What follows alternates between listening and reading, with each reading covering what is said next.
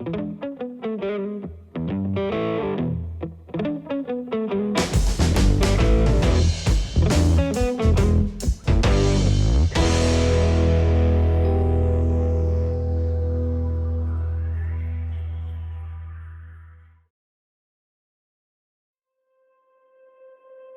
va s'en sortir, je pense.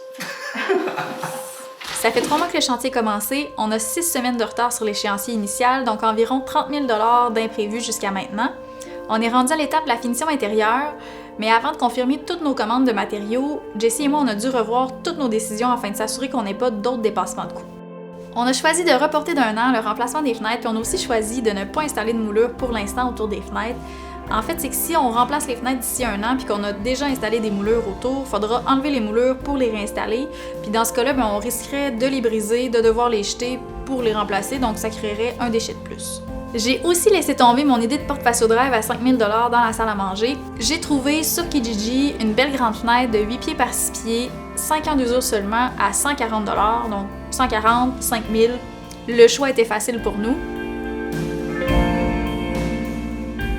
Notre objectif avec ce projet-là, c'est de ne pas dénaturer le bâtiment. On veut pas avoir une maison qui est hyper tendance 2019. Comme c'est un bâtiment qui est centenaire, on veut montrer qu'il y a eu plusieurs époques qui ont traversé le temps. Ce qui est vraiment important pour nous, c'est de faire des choix qui sont durables, intemporels et faciles d'entretien, mais aussi de choisir des matériaux qui sont naturels, le plus possible fabriqués localement, avec des finitions qui sont saines pour l'environnement et pour les occupants. On est conscient qu'il faudra faire des compromis parmi tous ces critères-là si on veut arriver à un intérieur qui nous ressemble puis qu'on aime.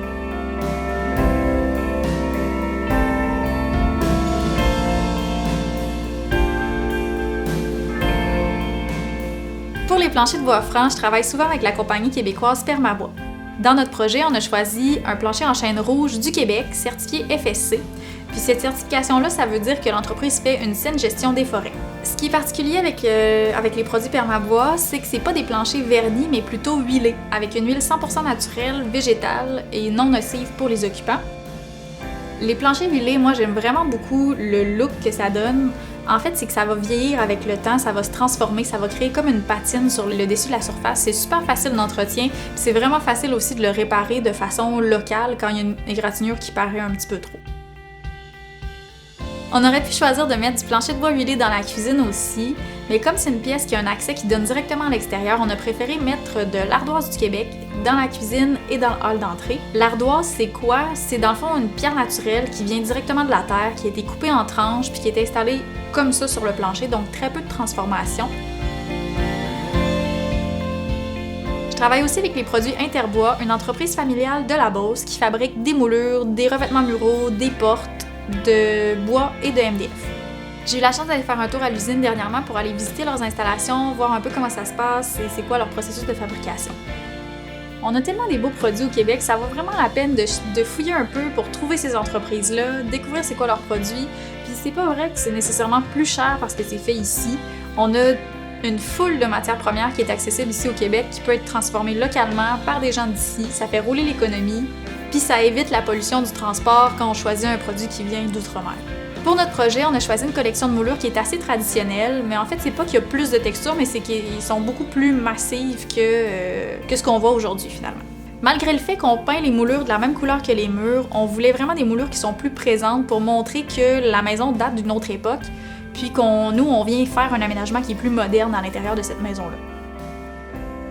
Si j'avais pu, j'aurais simplement laissé le mur de pièce sur pièce apparent pour avoir un mur mitoyen qui est entièrement structurel, architectural, mais comme c'est un mur justement qui est mitoyen, qu'on remettait le bâtiment au code, il fallait absolument faire un mur coupe-feu, donc ça devenait une cloison banale en gyps. Fait que c'est pour ça que j'ai choisi de recouvrir ce mur-là en bois pour rappeler le mur d'origine qui est en bois. La compagnie Contraste a une usine à Lévis qui fabrique localement des produits d'éclairage haut de gamme. Pour ce qui est des encastrés, comme la majorité de leur concurrence, les encastrés, c'est fabriqué en Chine. C'est pratiquement plus fabriqué ici au Québec.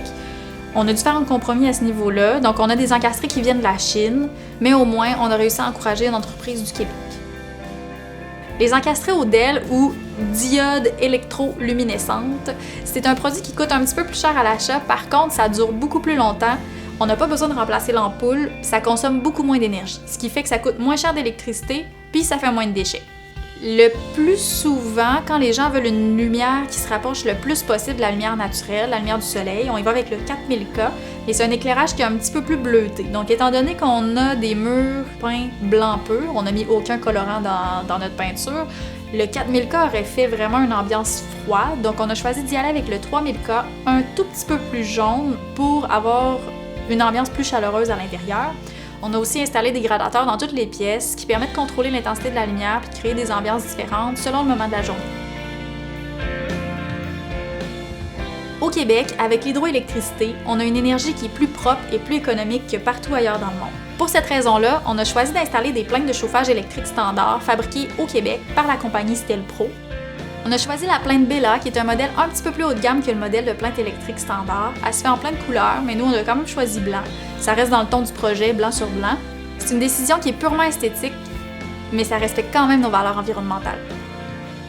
Je pense qu'il faut rester ouvert au changement, à l'innovation puis aux nouveaux produits qui arrivent sur le marché parce que oui, il y a certains produits qui peuvent faire économiser des sous, qui font économiser de l'énergie, puis dans un sens, économiser de l'énergie, c'est quelque chose qui est écologique. Par contre, il y a certains produits qui peuvent aussi être nuisibles pour la santé. Donc, c'est de balancer le pour et le contre de tous ces produits-là, de savoir faire la part des choses, de respecter vos priorités à vous. Dans notre cas, on a choisi d'essayer l'option des thermostats intelligents en trouvant une façon de minimiser leur impact sur la santé en fermant le Wi-Fi la nuit parce que c'est la période où est-ce que le corps est le plus sensible aux champs électromagnétiques.